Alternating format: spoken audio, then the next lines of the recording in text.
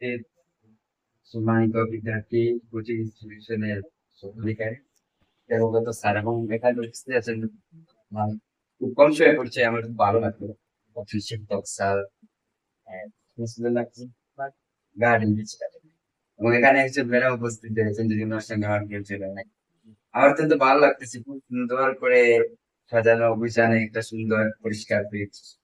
তো আমি এখানে কি বলবো, আমি এখানে বলার মতো কথা আমার নাই, কিন্তু আমি ছোট্ট কথা বলবো যে আজকে শিক্ষক দিবস, এই দিন চতুর্দিকে মহা ধুমধামে শিক্ষক দিবস পালিত হয়েছে। শিক্ষকদেরকে সম্মান জানানো হয়েছে, শিক্ষকদের সম্মান জানানো দিনটা পালন করা হয়েছে। এই কথা হচ্ছে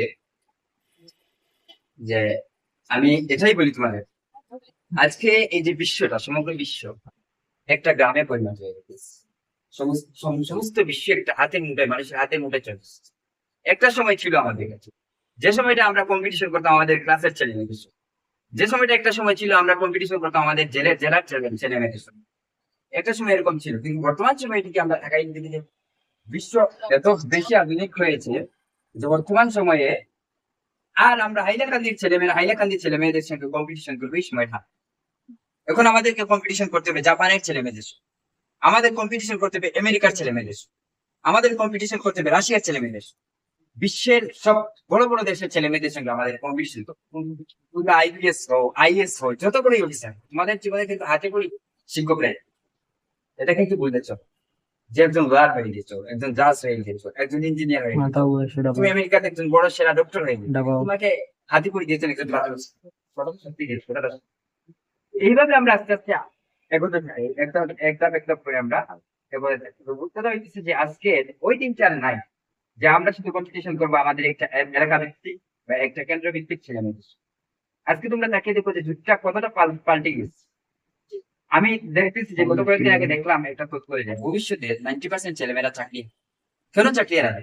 কারণ কম্পিউটার 90% কাজ করে দেবে মানুষ, মাত্র 10% কাজ মানুষের আগে। ওই 10% কাজ তোমরা করতে পারবে। এই 10% কাজ, যে 90% কাজগুলো বর্তমানে যে 90% কাজগুলো যদি কম্পিউটারের কাছে চলে যায়, যে বাকি 10% কাজ যারা পরিচালনা করবে, এরা কতটুকু মেধাবী ছেলে মেয়ে হতে হবে তোমরা চিন্তা করো। যে আমেরিকা নাকি ইদানিং আবিষ্কার করে ফেলেছে, তোমরা দেখো যে উবের একটা সহজ উদাহরণ, উবের কোম্পানি, উবের একটা ট্যাক্সি ভাড়া কোম্পানি, মানুষকে ভাড়া ট্যাক্সি। অথচ উবের কোম্পানির নিজস্ব একটা ট্যাক্সিও নেই, ওরা শুধু একটা অ্যাপ এর মালিক, জাস্ট একটা অ্যাপ্লিকেশনের মালিক। ওই অ্যাপ্লিকেশন দিয়ে সমগ্র বিশ্বে ওরা ওদের বিজনেস কে ছড়িয়েছে। তোমরা এক সময় দেখেছো ব্যাংকে মানুষ টাকা তোলার জন্য ভিড় করে, তারপর প্লাস্টিক কার্ড বাজারে আসে, ডেবিট কার্ড, এটিএম কার্ড। এখন আর সেই এটিএম কার্ডের বাহাদুরি চলে যাচ্ছে, পেটিএম চলে এসেছে, ফোন পে চলে এসেছে, গুগল পে চলে এসেছে। মানুষের কর্মসংস্থান করতেছে না, কমতেছে। জেসিবি মাটি করতেছে, একসময় মানুষ মাটি মাটি করতো রাস্তা তৈরি করতো। এখন জেসিবি প্রতিদিন যে কাজ করে একটা জেসিবি, তোমরা চিন্তা করো, অনুমান করো কতজন মানুষের কর্মসংস্থানকে ধ্বংস করে দিয়েছে জেসিবি জেসিবি দিয়েছে। তো এইভাবে আস্তে আস্তে যুগ উন্নত হয়ে গেছে যে আমেরিকা এরকম অ্যাপ্লিকেশন তৈরি করে ফেলেছে। আইবিএম ওয়াটসন করে একটা অ্যাপ্লিকেশন আমেরিকা তৈরি করেছে, যেখানে অ্যাডভোকেটের প্রয়োজন হবে। তোমার আদালতে মামলা হয়েছে, অ্যাপ তোমার উকিল হয়ে, তুমি ওখানে টাকা দিবে, অ্যাপ তোমার উকিল হয়ে তোমার কেস চিন্তা করবে। এরকম বড় বড় ডাক্তার যেখানে বিফল হয়, সেখানে হোয়াটসঅ্যাপ অ্যাপ সে নিজে থেকে ক্যান্সার থেকে মারাত্মক ব্যাধি সহজে ধরে নির্ধারণ করবে না, মেডিসিন এবং সঠিক তথ্য দিয়ে দেবে ডক্টরের প্রয়োজন। চিন্তা করে সময় আস্তে আস্তে ডক্টর তার পেশাকে হারাইছে। তো এইভাবে আস্তে আস্তে যুগ যেভাবে উন্নত হয়েছে, আমরা কিন্তু চতুর্থ আধুনিক যুগে পা দিতেছি। যুগ এত বেশি এগিয়ে যেতেছে, আমরা এমন এক সময় জন্মগ্রহণ করেছি যে সময় আমাদেরকে কিন্তু যদি বাঁচতে হতো, উঁচু করে যদি বাঁচতে হয়, তাহলে আমাদেরকে সঠিকভাবে একদম বইতে আমাদের পাঠ্যপুস্তকে তন্ন তন্ন করে পড়াশোনা করতে হবে। আর তোমরা দেখবে যে এখন এডুকেশন সিস্টেম, আমি সব জায়গায় গেলে বলি, এডুকেশন সিস্টেমটা খুব দুর্বল হয়ে গেছে। এজন্য ছাত্রছাত্রীরা পড়াশোনা করে, অনেক সময় দেখা যায় আমার একটা ছাত্রী 92% পেয়েছে SSC, কিন্তু তাকে যখন প্রশ্ন করা হলো, তাকে যখন প্রশ্ন করলো মিডিয়া ধরে গেছে, প্রশ্ন করলো তুমি কি হতে চাও, বললো আমি ডক্টর। তো বললো যে তুমি ডক্টর মধ্যে কি স্পেশালিস্ট হবে? ডক্টর হওয়ার পর তো এমডি করতে হয়, স্পেশালিস্ট রয়েছে, অনেকগুলো ব্রাঞ্চ রয়েছে, এগুলো আজকাল তো এমবিবিএস এর কোনো মূল্যই। আমি নিজে অসুস্থ হলে এমবিবিএস করে যাবো বিশেষজ্ঞ করে।